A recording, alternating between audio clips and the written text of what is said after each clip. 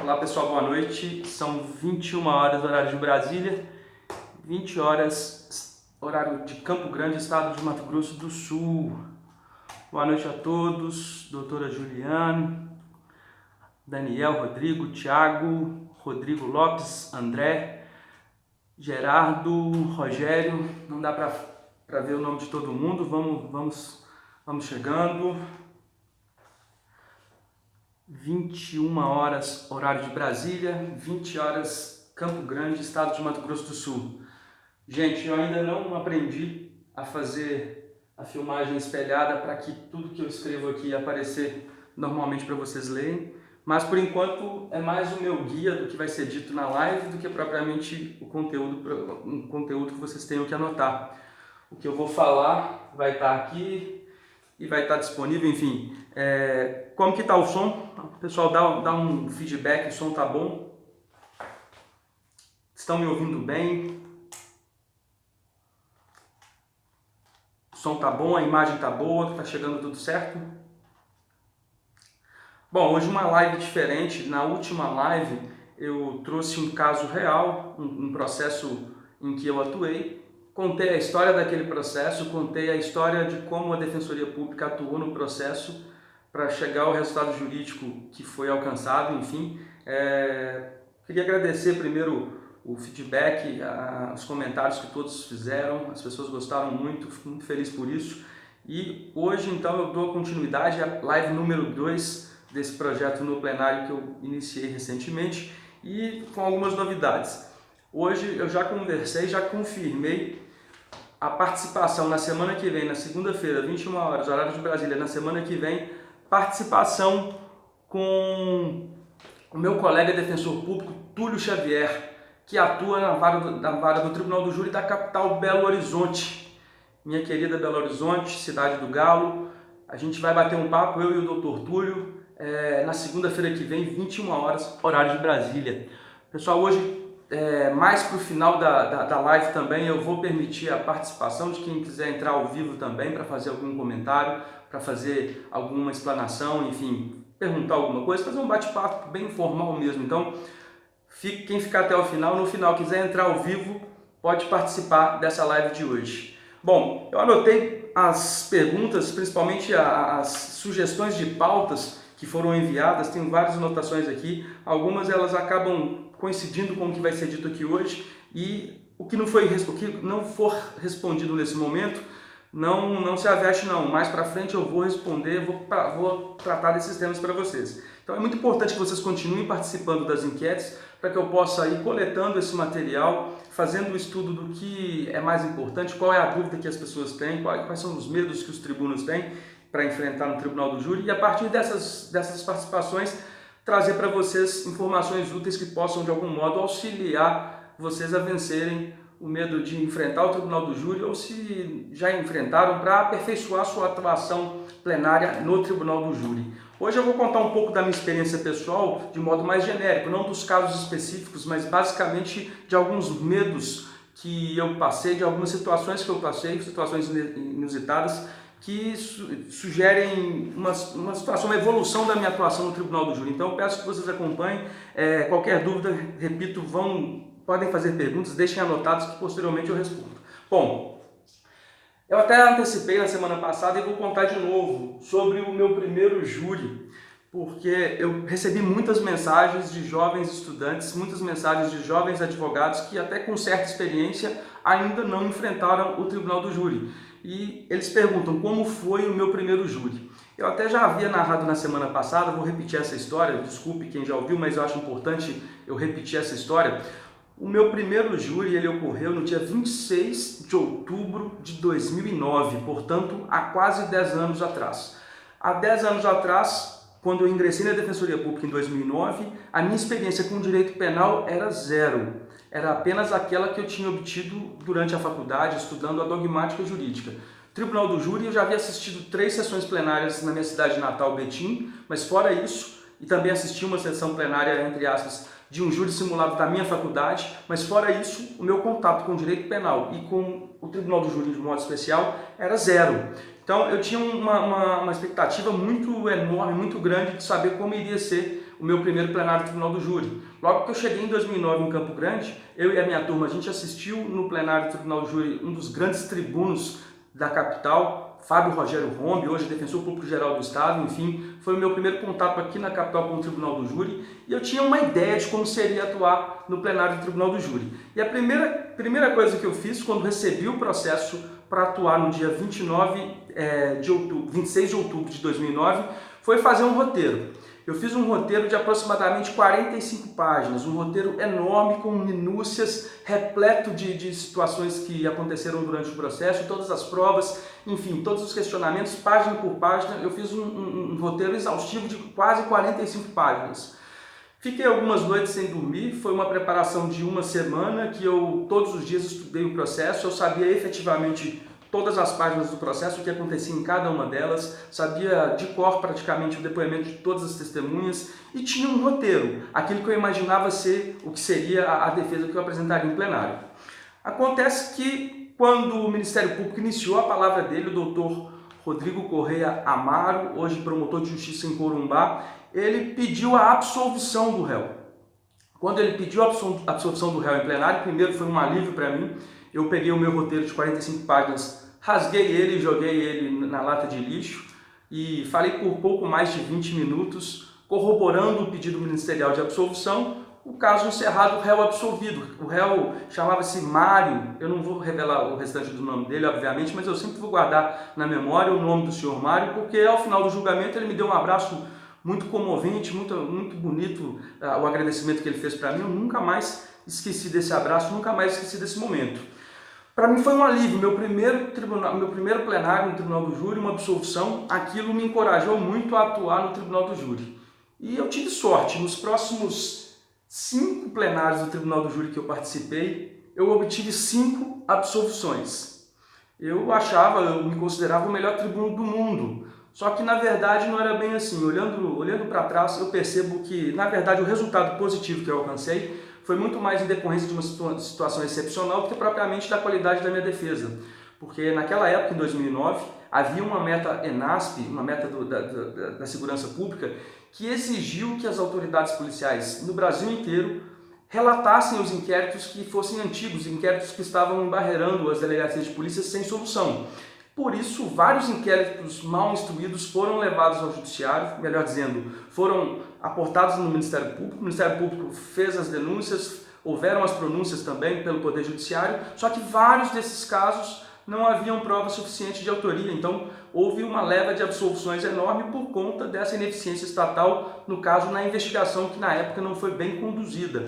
Então eu tive sorte de, nos primeiros 5 plenários que eu atuei, obter 5 absolvições, mas repito, não foi muito por minha qualidade enquanto defensor. Aliás, eu era um tribuno ainda muito inexperiente, cometia vários erros que hoje eu percebo que cometeria e não cometo mais hoje. Enfim, foram 5 absolvições, mas aquilo foi muito importante para mim, que eu acabei tomando gosto pelo Tribunal do Júri. Eu acabei tomando gosto pela atuação no plenário, eu consegui desenvolver cada dia, cada júri melhor, de forma melhor a minha oratória, por conta, obviamente, do resultado anterior de absolvição. E aí eu tive 5 absolvições, foram as minhas primeiras absolvições no plenário do Tribunal do Júri. Não que eu conte quantas são, mas essas 5 primeiras foram muito especiais porque me deram força para atuar no plenário do Tribunal do Júri. Só que veio a primeira condenação. Eu também me lembro do nome do réu na primeira condenação, chama-se Osmar. O Osmar era um caso terrível, um caso muito complicado, um homicídio duplamente qualificado, em que não havia tese defensiva própria, ou seja, absolutória, não havia espaço para obter uma absolvição por legítima defesa, por exemplo. As qualificadoras foram muito bem desenhadas pelo Ministério Público e elas estavam efetivamente comprovadas no processo. Então foi um processo muito difícil, foi muito duro para mim ouvir pela primeira vez o veredito negativo, o veredito de condenação, mas naquele momento eu também não me preocupei tanto, porque na verdade esse era um processo complicadíssimo em que efetivamente talvez poucos advogados quisessem defender o Osmar diante da situação processual que ele se encontrava, diante da situação probatória que ele se encontrava. Então eu vivi os dois extremos, vivi o extremo da insuficiência de prova e posteriormente vivi o extremo da robustez probatória, do grande acervo probatório que qualifica, eu diria, uma acusação que pode fazer com que o conselho de sentença tenha segurança para se condenar uma pessoa. E aí também, logo depois desses primeiros júris, eu fui para o interior. Fui para uma cidade chamada Nioaque, é uma cidade do interior do estado do Mato Grosso do Sul. E lá no interior, nessa cidade também, tive alguns poucos júris. Não era uma cidade com muita violência, com muito índice de violência, principalmente em crimes considerados crimes dolosos contra a vida, crimes de violência contra a pessoa. Eu lembro de participar de um júri, por exemplo, do júri que foi vítima um vereador da cidade, um ex-vereador da cidade, acabou sendo assassinado. Esse foi talvez um dos grandes júris que eu participei, pois ao lado na banca de defesa também, eu me sentei ao lado de Ricardo Tradi, o falecido e saudoso Ricardo Tradi. Houve um júri muito emotivo, um júri bastante conturbado, pois envolvia uma pessoa conhecida na cidade. Esse júri também gerou uma condenação, é um trabalho belíssimo feito pelo Ministério Público que eu tenho que reconhecer. Mas nesse júri, por exemplo, eu já senti um lado diferente do plenário, que é quando as atenções da plateia estão voltadas ao trabalho do defensor, do Ministério Público, enfim. Quando há um júri com plateia, é completamente diferente de um júri de plateia vazia, de cadeiras vazias. As pessoas talvez não acreditem nisso, mas vários júris são realizados, principalmente aqui na capital Campo Grande, em que não há uma única pessoa sentada na plateia para assistir o julgamento. Eu até faço os vídeos e posto no plenário, às vezes virado com a câmera virada para a plateia, e não há ninguém, as cadeiras estão todas vazias. Esse tipo de pressão que a plateia exerce, ela faz toda a diferença na sua atuação. Você acaba se preocupando mais com os fatores externos que podem influenciar no julgamento daquela causa. Por exemplo, a presença dos familiares, quando os familiares estão presentes e se emocionam, os familiares da vítima estão presentes e se emocionam, é uma situação difícil de vencer, que a defesa precisa contornar. O contrário também, quando familiares do acusado se fazem presentes, se mostram presentes no plenário final do júri. O Conselho de Sentença costuma observar isso com bons olhos, pois aquela pessoa não está abandonada dentro daquele processo. Então, a plateia que faz parte do processo, aliás, a plateia que faz parte do julgamento, ela faz parte, influencia sim o julgamento da causa. Quando você tiver a oportunidade de atuar nessas duas formas, você vai perceber como é diferente atuar com e sem plateia. Pois bem, e aí em New York eu já percebi uma situação muito interessante. Interior versus capital. Interior versus capital apresentam júris também completamente diferentes. Se o conselho de sentença do interior, aliás, da capital, é um conselho de sentença mais heterogêneo, em que há talvez uma maior liberdade no convencimento dos jurados, o conselho de sentença do interior, por vezes, ele é viciado. Então, muita atenção com o conselho de sentença que será colocado, principalmente no interior, pois você tem que conhecer primeiro o Ministério Público, o promotor, a promotora que vai atuar no caso. Qual é a participação desse promotor, dessa promotora naquela cidade? Eu vou dar um exemplo de uma cidade do interior, não vou citar o nome dela, mas havia uma cidade do interior, eu não vou citar o nome, não é New York, em que o conselho de sentença era muito pró-acusação. Ele condenava muito e não acolhia muitas teses de defesa. Após fazer uma pesquisa na lista dos jurados que participavam desse conselho de sentença, eu pude perceber que a maioria dos jurados, ele, uma vez na vida ao menos, participou como conselheiro tutelar naquela cidade. E percebi também que o Ministério Público da cidade, o promotor de justiça daquela cidade, ele tinha uma proximidade muito grande com o conselho tutelar, com os conselheiros tutelares, pois ele era um promotor atuante na infância e juventude, ele fazia reuniões periódicas com os conselheiros tutelares, de modo que os conselheiros tutelares, ou quem já havia passado pelo conselho tutelar, tinha uma reverência muito grande para com o promotor. E quando ia para o plenário, isso acabava influenciando negativamente no julgamento, pois a imparcialidade, ainda que subliminarmente, não estava garantida, pois havia uma certa situação de reverência desse conselho de sentença, desses jurados, desse tipo específico de jurados para com aquele promotor. Qual foi a solução? A solução foi pedir ao juiz que fizesse uma nova eleição dos jurados que fariam parte dos conselhos de sentença, uma renovação da lista de jurados, uma renovação dessa lista que é feita anualmente, uma renovação da lista de jurados, para que os conselhos de sentença não fossem tão viciados com pessoas que tinham essa proximidade com o Ministério Público. Pois bem, mas além disso, na capital já há uma situação inversa. As pessoas que participam do conselho de sentença, elas têm uma participação social das mais diversas, muitas das vezes não tem atuação, não percebem a atuação, seja da defesa, seja da acusação, então as partes acabam entrando com paridade de armas no momento dos debates. Então é muito importante verificar essa diferenciação. Se você for atuar no interior, fique atento com a lista dos jurados, com o conselho de sentença que será formado, para saber se o promotor do caso, se a promotora do caso tem alguma proximidade com aquela comunidade em decorrência do próprio trabalho que ela exerce. E é óbvio também que quanto melhor for o trabalho do promotor e da promotora naquela comarca, principalmente comarcas pequenas, maior será o grau de reverência das pessoas da cidade e, portanto, o conselho de sentença também assim o será. Então, muito cuidado com o interior, com essa diferença especial, com essa diferença específica do interior com relação ao conselho de sentença que será formado. Para os colegas que são defensores públicos, o inverso também vale.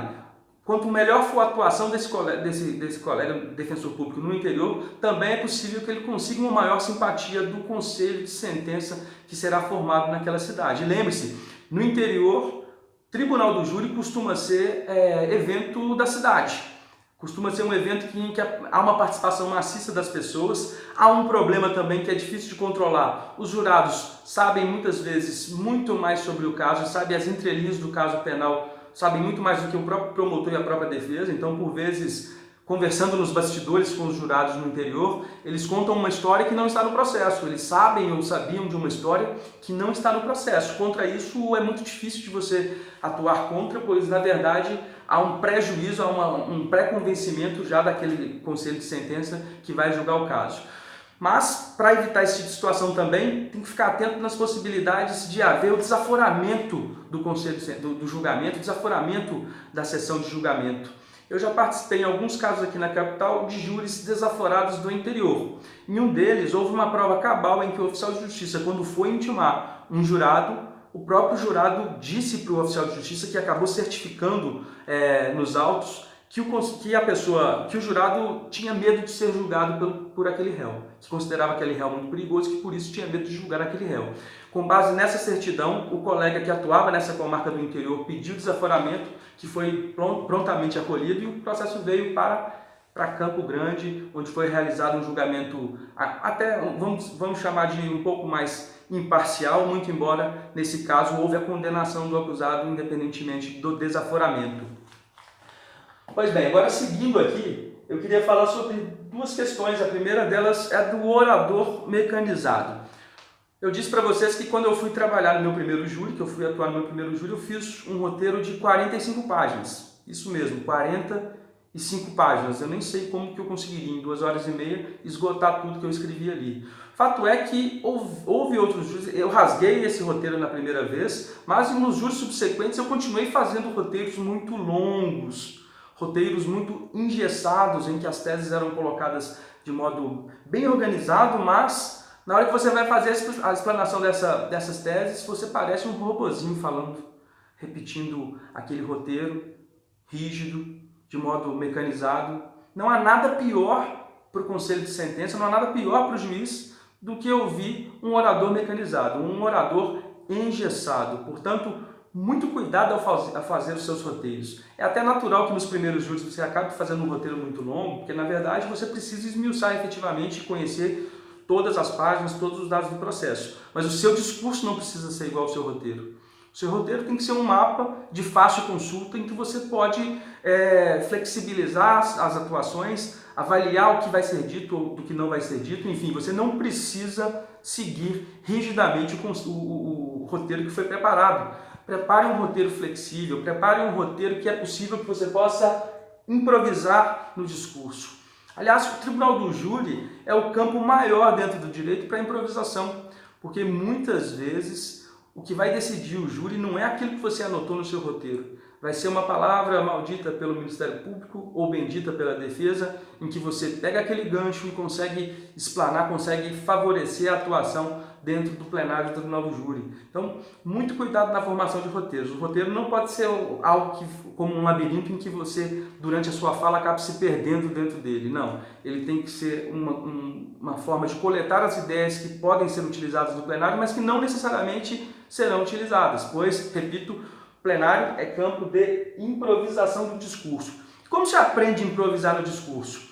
Primeiro você tem que ler muito, não só o processo que vai ser objeto de julgamento, mas principalmente literatura não jurídica, vamos chamar assim, literatura não jurídica, pois você vai encaixar por vezes uma história que vai servir à sua explanação no plenário, você vai coroar a sua apresentação com um discurso mais leve, um discurso que o jurado possa compreender aquela linguagem. A linguagem jurídica, a gente sabe, muitas vezes os próprios juristas não se entendem, então você precisa buscar uma linguagem mais leve, uma linguagem que seja familiar ao conselho de sentença, e a partir dali sempre ousar, sempre pensar em algo que possa surpreender no seu discurso, que possa surpreender durante a sua oratória, e sempre tendo em mente que a improvisação do discurso é uma das chaves para fazer uma boa explanação, para cumprir um bom debate no plenário do Tribunal do Júri.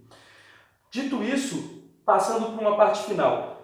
Qual que é o júri mais difícil que eu já atuei? Eu ouço essa pergunta várias vezes. Na verdade, o júri mais difícil não é o que eu já atuei, sim o que eu vou atuar. Mas eu entendo o que a pessoa quer dizer quando pergunta sobre o júri mais difícil. Eu vou tentar responder de um modo diferente, não com um caso concreto em si, mas, por exemplo, o júri mais difícil para mim não é aquele que eu contei do Osmar, por exemplo, em que houve a primeira condenação.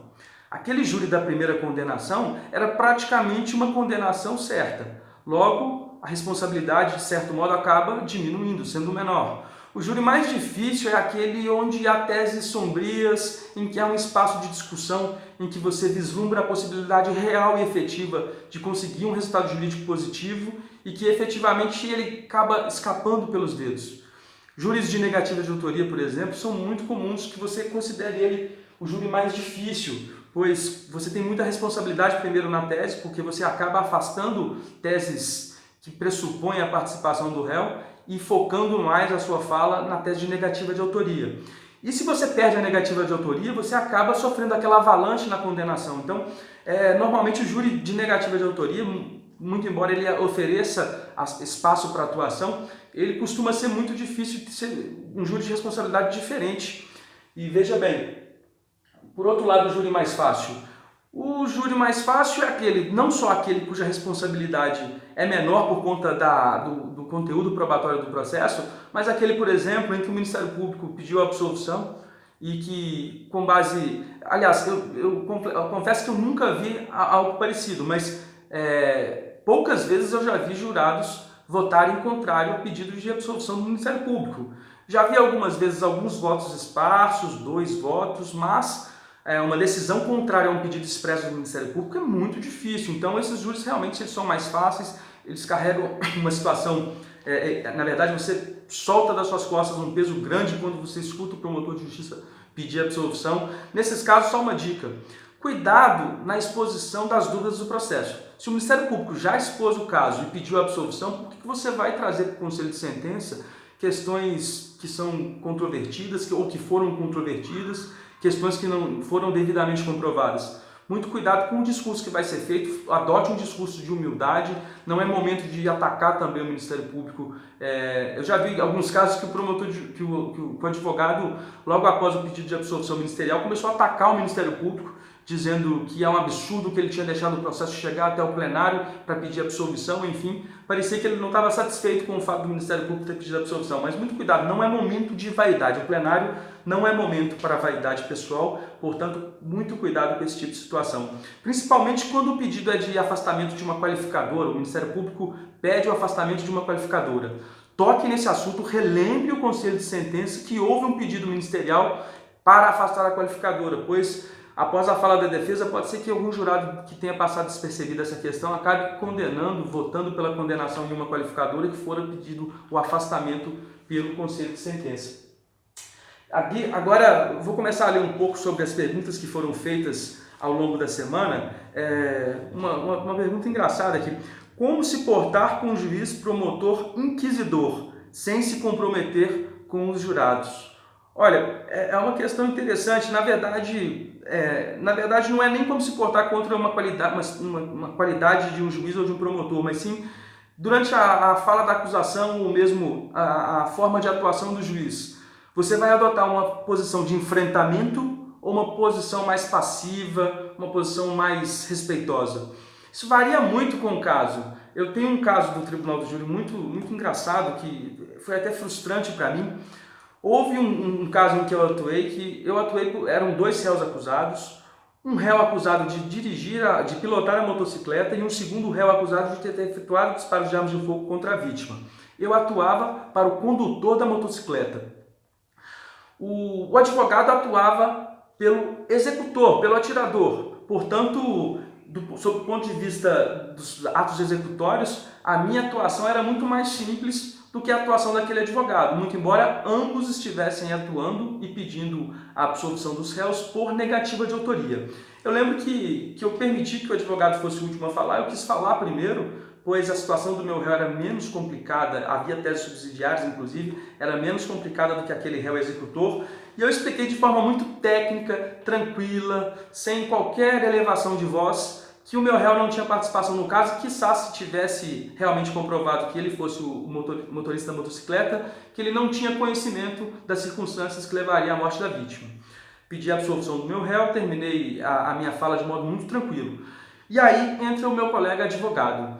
O advogado, já na primeira fala, já começou a criticar de modo muito agressivo, de modo muito contundente a atuação da polícia no processo. E, em sequência, começou a criticar de modo duro a atuação do Ministério Público, criticando a atuação do Ministério Público, que não teria atuado como fiscal da lei, que não teria sido imparcial. O promotor de justiça começou a partear, na verdade não era nem mais uma parte, era um bate-boca, era um confronto aberto, um confronto verbal aberto entre advogado e Ministério Público no plenário. Eu fiquei só do lado de fora, bem quieto, sem ser notado, mantendo a tranquilidade. Durante a tréplica, eu fui muito tranquilo novamente para explicar as questões técnicas do processo, pedindo a absolvição do meu réu. Novamente voltou o advogado à carga, batendo firme no promotor, batendo firme no processo. Aquela briga danada, resultado. Terminou o júri, na hora da votação, o conselho de sentença condenou o meu acusado e absolveu o acusado daquele advogado. O que eu percebi naquele dia? Não que eu mudasse a minha estratégia de atuação, mas eu percebi que o conselho de sentença estava muito mais interessado no trabalho daquele que foi combatente, daquele que adotou uma posição de enfrentamento, do que propriamente a minha posição mais racional, mais razoável, mais prudente, enfim. Eu não mudei meu estilo de atuação a partir dali, mas eu percebi que eu não consegui fazer a leitura do conselho de sentença. Na verdade, eu deveria ter observado qual era a reação do conselho de sentença quando percebeu aquele embate de palavras, aquele combate travado entre a acusação e a defesa, do qual eu fiz questão de não participar. Então, a minha posição passiva naquele plenário acabou determinando a condenação do meu réu. Esse processo foi objeto de recurso. Obviamente houve anulação do julgamento por conta da questão de ser manifestamente contrária à prova dos autos, havia uma contradição naquele julgamento e ainda não foi levado a julgamento novamente esse segundo plenário do Tribunal do Júri. Pois bem,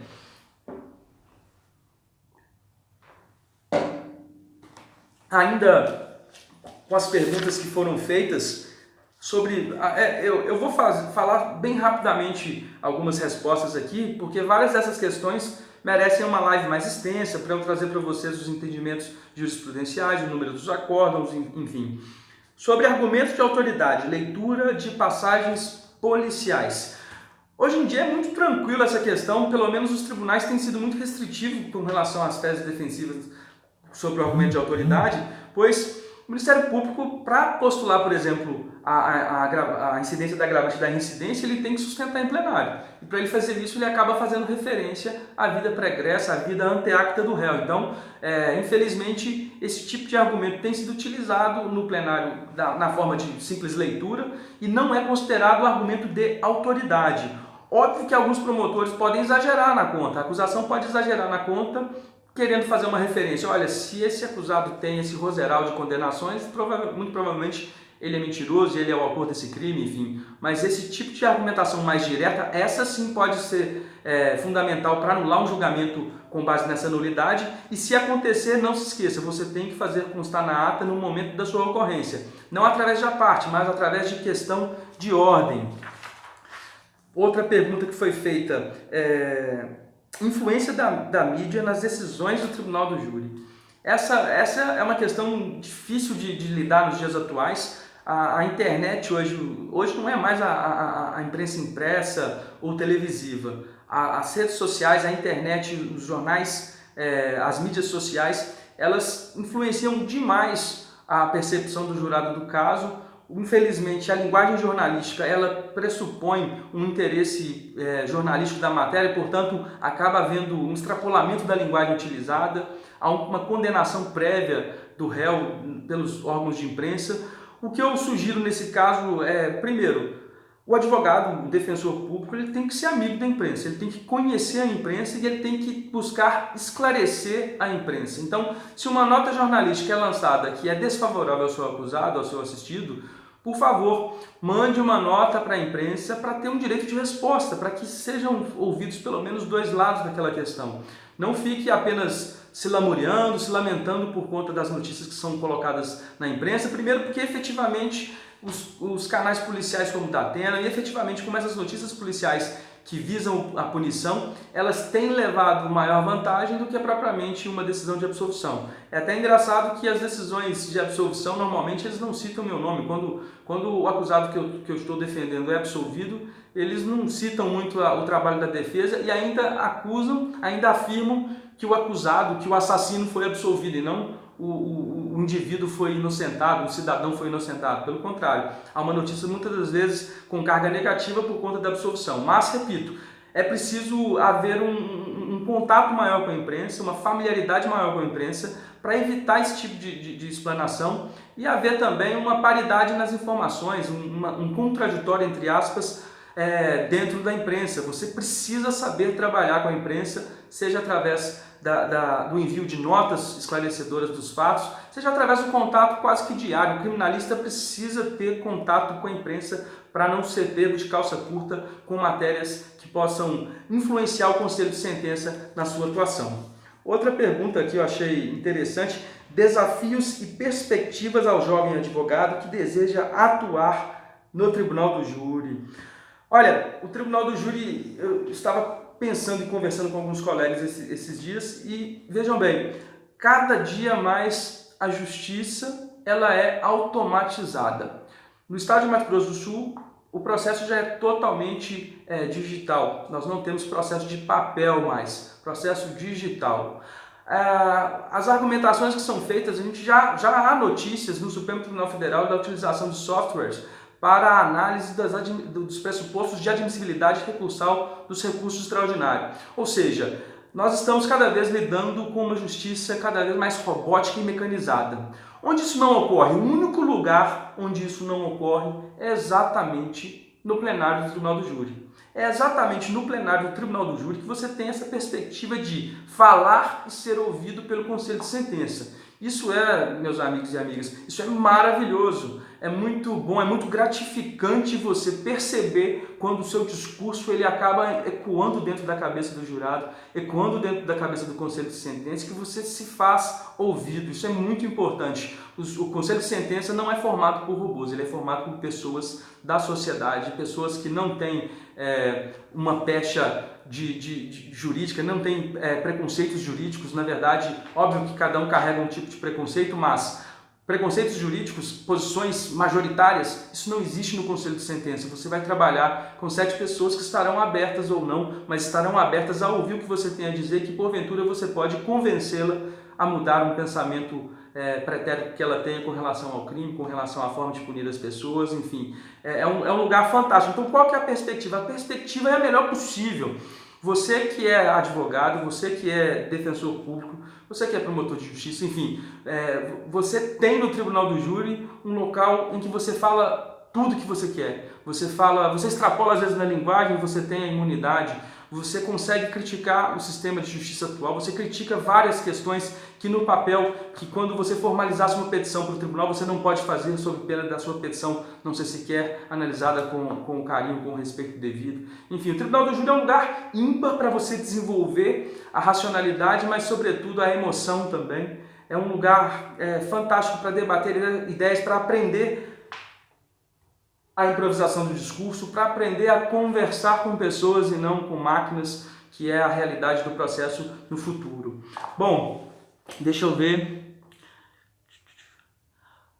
Nath Navarro. defensora pública na Bahia, pode contar com a gente aí que a gente ajuda da melhor forma possível. Alguém quer participar ao vivo para falar alguma coisa sobre o Tribunal do Júri, alguma experiência que teve no Tribunal do Júri, algum comentário que queira fazer sobre a atuação no Tribunal do Júri? Quem quiser entrar ao vivo agora, deixa eu ver se tem alguém aqui preparado.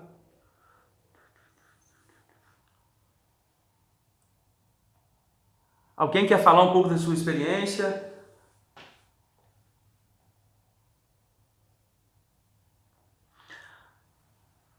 Doutor, você acha interessante, diante do plenário, o defensor entrar em contato com a imprensa e publicar uma matéria sobre os fatos com o objetivo de amenizar a influência midiática sobre os jurados? É importantíssimo essa relação com a imprensa, para esclarecer algumas questões. Às vezes, por vezes, a matéria ela contém impropriedades, então é importante que a defesa participe dessa comunicação com a imprensa para esclarecer, sim, o conteúdo da matéria. Então, eu acho, sim, relevante, inclusive, trazendo um outro lado da notícia. E vejam bem, é interessante que o jornalista, ele gosta de receber esse tipo de abordagem, porque ele quer informar. Normalmente, ele tem um contato muito próximo com a polícia, com a autoridade policial. Mas ele também quer ter esse contato com a outra parte. O jornalista tem o costume, eu deveria ter o costume de ouvir as duas partes. Muitas vezes eu percebo que há um pouco de receio do advogado falar com a imprensa, quando na verdade eles gostam de ser ouvidos, eles gostam de ouvir os dois lados, eles gostam de rechear a matéria deles com as versões do caso. Então vale muito a pena sim você investir nessa atuação prévia com a imprensa para esclarecer determinados pontos que foram colocados de modo talvez não muito imparcial. Tem gente de pijama, tudo bem. Olha, então, relembrando aqui, hoje somente um pouco sobre hoje eu falei um pouco sobre os meus primeiros passos no Tribunal do Júri aqui. Não fique desanimado caso você tenha uma experiência ruim logo no primeiro júri. É muito natural, na verdade é mais do que natural. Os julgamentos são difíceis, na verdade o papel da defesa dentro do caso penal, ele costuma ser mais árduo, com todo respeito ao Ministério Público, mas fazer a defesa de um cidadão que chega no Tribunal Popular, ela costuma ser um trabalho hercúleo, uma montanha que você tem que escalar, porque efetivamente para chegar até ali há algum indício de autoria, há a materialidade delitiva, há a vítima, o corpo de delito, é algo que chama muito a atenção. Então, não se preocupe com resultados negativos no Tribunal do Júri. Se preocupe em fazer uma preparação muito forte, muito exaustiva, se capacitar cada vez mais para tentar, de algum modo, para ajudar da melhor maneira possível aquela pessoa que confiou em você a sua liberdade dentro do plenário do Tribunal do Júri.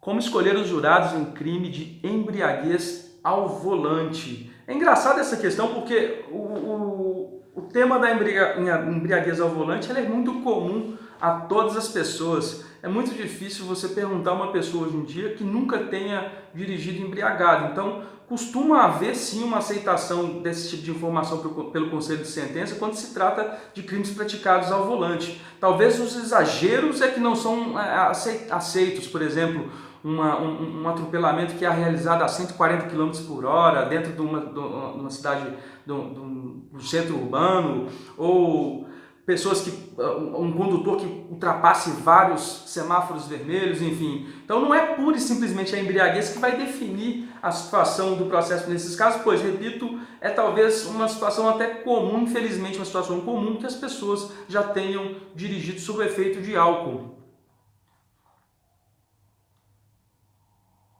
A escolha dos jurados é ponto importante ou devido à imprevisão do plenário a escolha não influi tanto? Olha, eu vou fazer um dia uma live especificamente sobre escolha de jurados. É um tema interessantíssimo. Se você observar alguns filmes americanos, algumas séries americanas, há bancas de defesa, há bancas de advogados, cuja especialidade única e exclusiva é a escolha do Conselho de Sentença, é a escolha dos jurados. Óbvio que o procedimento lá é diferente no sentido de que há uma audiência exclusiva para isso, mas a escolha do Conselho de Sentença é fundamental. E não só para você...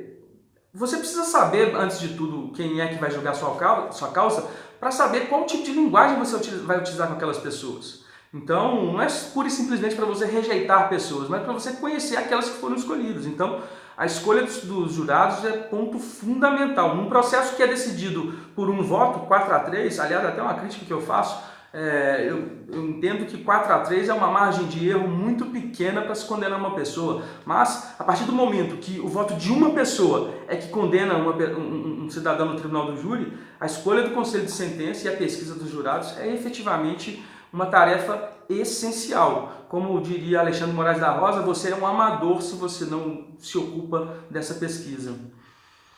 Meu colega Semi Matar, a Maria Clara Moraes Porfírio também, muito obrigado pelo companheirismo, pela ajuda de sempre, enfim. Bom, alguém quer participar ao vivo? Alguém quer deixar algumas últimas impressões?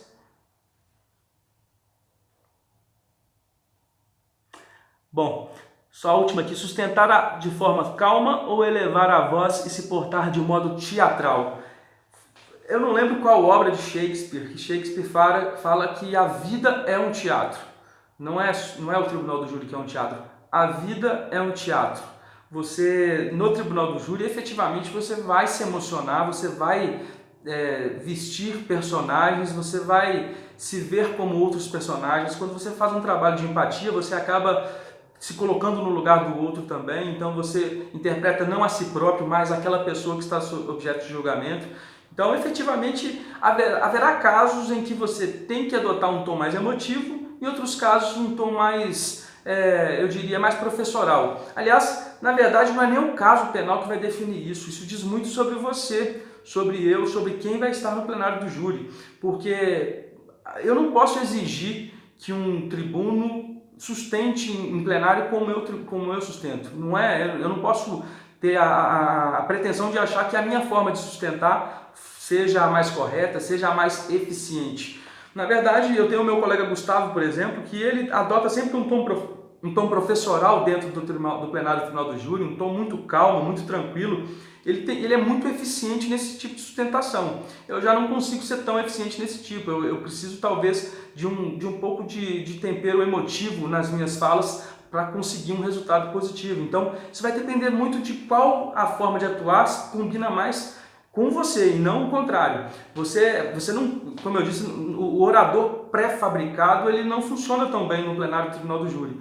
O orador pré-fabricado, aquele que tenta ser uma pessoa que ele não é, ele acaba soando falso e não há nada pior dentro do plenário do tribunal do júri do que você soar falso perante o conselho de sentença. Então, você tem que, antes de tudo, você tem que se descobrir enquanto orador qual o estilo de oratória que você vai adotar. Aquela que mais encaixa a sua verdade, aquela que te faz parecer mais verdadeiro. E isso é uma questão pessoal muito própria. Talvez você conversando com colegas, você fazendo explanações para colegas, você consiga talvez achar um timing disso, porque simplesmente olhando no espelho você não vai conseguir perceber qual é a melhor combinação que veste a sua personalidade, enfim. Então, por isso que é muito importante esse treinamento anterior, você chamar colegas advogados, chamar colegas defensores para debater o caso penal, expor, pelo menos de modo simples, mas expor um pouco do que você pretende falar, para saber se aquela atuação combina ou não com a verdade que você quer passar. Bom, deixa eu ver mais. Desenhando direito. Quer entrar ao vivo, colega, para falar um pouquinho da sua experiência no júri? Vamos lá. Muito obrigado a todos que estão participando, todos que estão aqui comigo. Lembrando que segunda-feira que vem, Fabiano Pedrinho, geralmente o MP usa uma oração que convença os jurados. Cada promotor atua de uma forma, então hoje em dia eu percebo muito uma exaltação da instituição como aquela que defende os interesses da sociedade. É um ponto comum entre os promotores fazer essa exortação sobre o papel do Ministério Público na sociedade, que óbvio é muito importante, mas por vezes subliminarmente isso acaba sendo um juízo de argumento de autoridade, pois na verdade, apesar das melhores intenções que todos os homens promotores e promotoras têm, é óbvio que eles não são donos da verdade, não são os guardiões da verdade, eles também podem errar. Mas enfim, é uma forma de atuação que normalmente a gente percebe. Deixa eu ver mais. Desenhando está na praia. Rapaz, aqui está um frio danado em Campo Grande. Infelizmente, Eu não sou do frio, mas enfim, aproveita a praia aí, desenha direito, meu colega Rodrigo Alvarez. Vamos lembrar então só alguns detalhes. A partir da semana que vem, na segunda-feira que vem, vamos conversar com o doutor com o doutor Túlio Xavier, defensor público da capital Belo Horizonte, da capital do pão de queijo, capital do galo. E aí a gente vai falar sobre o Tribunal do Júri, sobre a realidade dele lá no Tribunal do Júri da capital. Quem quiser participar pode sempre entrar ao vivo também. Eu vou abrir um espaço para quem quiser entrar ao vivo ao final para fazer algum comentário. Eu vou permitir o contraditório. Se tiver algum promotor que queira falar também, eu vou permitir o contraditório, mas eu não garanto que eu vou permitir a palavra por muito tempo. Enfim, quero chamar também alguns colegas promotores para também expor um pouco o lado da acusação, para a gente poder fazer um contraponto ao que está sendo dito. Enfim, então semana que vem, 21 horas, horário de Brasília, vamos conversar, vamos bater um papo com o doutor Túlio Xavier, defensor público que atua na Vara do Tribunal do Júri de Belo Horizonte, a minha querida Minas Gerais, capital, cidade do Galo, Galo Mineiro, que ontem ganhou de 2-0 do Cruzeiro. Então hoje os cruzeirenses não estão participando da live. Muito obrigado, ficamos por aqui. Algo mais que eu estou tentando lembrar? Continuem enviando as perguntas, como eu já disse. Eu estou anotando todas, eu não respondi todas aqui hoje, mas obviamente em algumas outras lives, o tema principal será uma dessas perguntas, porque na verdade algumas demandariam uma maior explicação, uma maior explanação. E aí eu conto com a participação de todos. Deixa eu ver.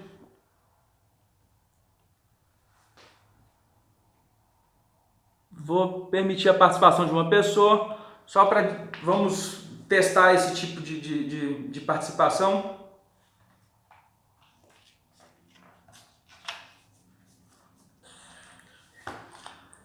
Olá, boa noite.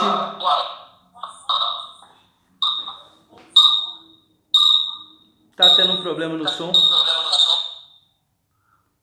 Não deu muito certo aqui, o som estava ruim. Bom, então vou trazer outros colegas para compartilhar também a experiência deles. É bom que eu também aprendo muito com isso. Eu acho que a melhor forma de aprender ela é no compartilhamento das... o João, vamos falar um pouquinho aqui, João? Quer entrar um pouco ao vivo, João? João Ricardo Batista, um advogado aqui de Campo Grande que se mostrou já é uma realidade no Tribunal do Júri, um grande tribuno. Eu quero um dia fazer uma live contigo, João, para a gente contar um pouco da sua história no Tribunal do Júri. E, enfim, você já tem vários casos interessantes que são são recheados de situações inusitadas que pode, enfim, acrescentar muito nas lives aqui. Beleza? Mais alguém quer falar alguma coisa? Quer entrar, João?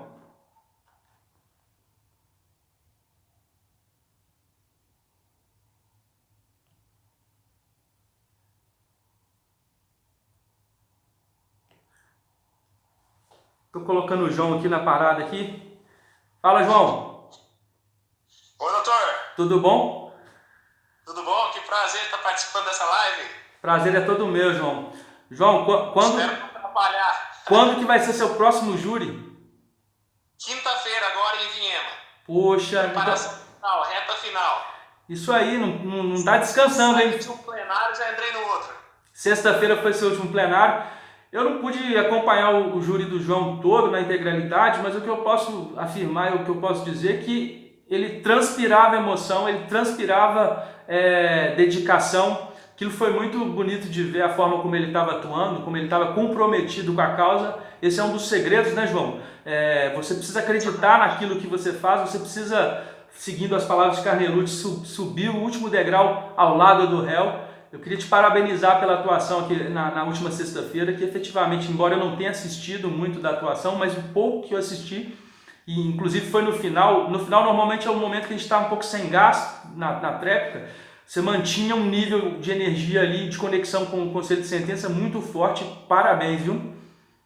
Poxa, muito obrigado, doutor. Eu ouvi essas palavras do senhor, que é a minha maior referência hoje no Mato Grosso do Sul, o doutor Rodrigo Stoqueiro. Obrigado. É um grande privilégio, né? Fiquei muito feliz quando vi sua presença na hora, inclusive me deu até força para a gente aguentar aqueles minutos finais ali. Ao final, o resultado foi extremamente satisfatório. Era um caso extremamente difícil, um caso de repercussão aqui no nosso estado, onde a sociedade inteira estava fazendo uma pressão até nos órgãos ministeriais para que houvesse uma condenação mais pesada possível, e graças a Deus a justiça foi feita naquele caso, né? Tá. Não vamos entrar muito em detalhes porque o caso ainda não transitou em julgado, então a gente também não pode entrar muito em detalhes, mas eu só queria deixar registrado que não só nesse, também naquele caso anterior que foi em Rio Negro também, conversando contigo, eu senti toda a emoção, toda a forma apaixonante que você atua no Tribunal do Júri. Parabéns, continue nesse trilho, continue nessa toada aí, que com certeza os acusados que estarão sob a sua defesa certamente terão garantida a plenitude de defesa. A Constituição vai estar sendo homenageada cada vez que você entrar no plenário. Ô, doutor, muito obrigado pelas palavras. Beleza. Vou sair aqui para não atrapalhar a live. Tá, já vou encerrar aqui. Grande abraço, foi um prazer tê-lo conosco. Igualmente. Forte abraço. Até mais, doutor. Até mais. Bom, é isso, pessoal. Já conversei com o João aqui. O João é um colega aqui de Campo Grande que tem um talento natural para o Tribunal do Júri. E o mais interessante da história do João é a forma como ele vem buscando se aperfeiçoar para cada dia melhorar no Tribunal do Júri. E é isso que faz o tribuno de excelência. Repetir, repetir, repetir, até ficar diferente, como diz Manuel de Barros, buscar cada dia mais uma melhor atuação. Pois, para que a justiça seja feita, é muito importante que o Ministério Público e a defesa, com paridade não só de armas, mas que as partes que atuam tanto na acusação quanto na defesa apresentem o seu melhor, e isso quem tem a ganhar é a justiça, é a sociedade. Grande abraço a todos que participaram. Enfim, até a próxima segunda-feira, quando eu vou trazer aqui com vocês, repito, Dr. Túlio Xavier, defensor público de Minas Gerais, que atua na vara do Tribunal do Júri de Belo Horizonte, a capital do Galo. Grande abraço, a gente fica por aqui e até a próxima.